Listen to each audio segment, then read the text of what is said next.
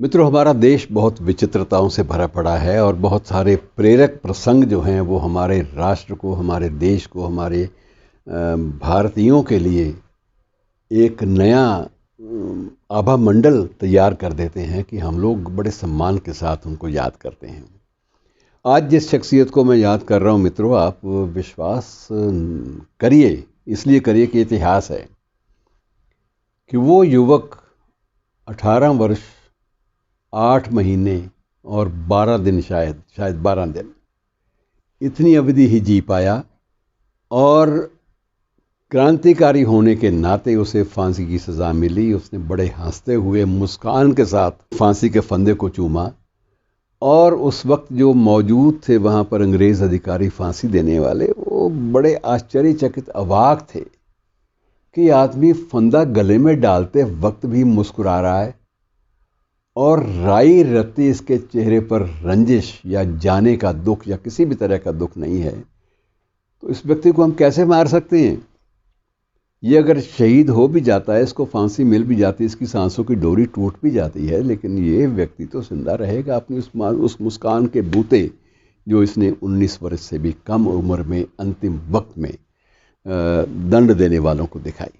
वो मुस्कान जिंदा रहेगी। मेरी मुराद है खुदीराम बोस से। खुदीराम बोस मित्रों, उसकी सारी आप चीज़ें पढ़ चुके हैं। आज उसकी जन्म तिथि है, इसलिए ऐसी शख्सियत को याद कर लेना बड़ा अच्छा लगता है। नाम खुदीराम बोस।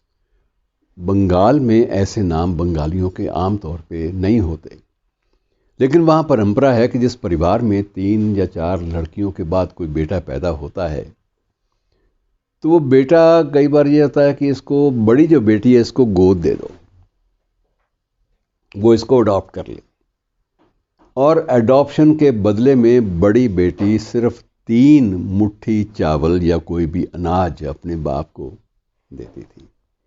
ये बात अलग है कि परंपरा बाद में ये भी बन गई कि जब 3 मुट्ठी भी दे रही है तो इसको बाद में 3 बोरियां बाप इसके घर पहुंचा देगा। वो बात अलग है, लेकिन परंपरा है कि उसको खुद बोलते हैं, तो खुद देकर वो बच्चे को गोद ले रही है, अपने भाई को, सगे भाई को गोद ले रही। परंपरा है कि अगर इसकी उम्र लंबी करनी है तो यही एक तरीका है। और इसके साथ ही उसका नाम खुदीराम पड़ गया कि वो व्यक्ति जिसे राम जी ने खुदी के रूप में हमारे सामने, इसका वो इकबाल वाली खुदी से कोई संबंध नहीं था, बल्कि एक परंपरा, एक रिचुअल जो वहाँ पर प्रिवेलिंग था, उससे संबंध था। उसके बाद मित्रों, इसने एक बार स्वामी विवेकानंद और लेडी भगनी निवेदिता दोनों का एक लेक्चर सुना। इसके मन में बलबले जाग उठे कि नहीं, अब जो करना है देश के लिए करना है। और वैसे भी बंगाल में क्रांतिकारियों की एक लंबी सूची है जो हमारे सामने है। और मित्रों, इसने, आप अंदाज़ा लगाइए कि इस छोटी सी उम्र में उसने क्रांति की अनेक घटनाएं जो हैं वो, उनमें वो खुद भागीदार रहा। ऐसी घटनाओं में जिनमें बम विस्फोट और हमले विदेशी साम्राज्यवाद के प्रतिनिधियों पर, ये सारी चीज़ें उसमें आती हैं। इतनी सी उम्र में आदमी कितना कर जाता है कि जब वो फांसी की सज़ा भी पाता है तो उसकी मुस्कान जो है वो सदा के लिए अमर हो जाती है। मुस्कान अमर हो जाती है, ये कितनी बड़ी बात है। तो ऐसी शख्सियत जब हमारे सामने आती है तो वो बड़ा अजीब, उस दिन विशेष रूप से एक उल्लेख आता है कि अमृत बाज़ार पत्रिका, जो उस वक्त शायद बंगाल का सबसे बड़ा समाचार पत्र मानी जाती थी, तो उसने 12 अगस्त 1908 को ये खबर छापी, खुदीराम्स and died cheerful and smiling. ये उसका मोटा कैप्शन था, इसकी फ़ोटो साथ में।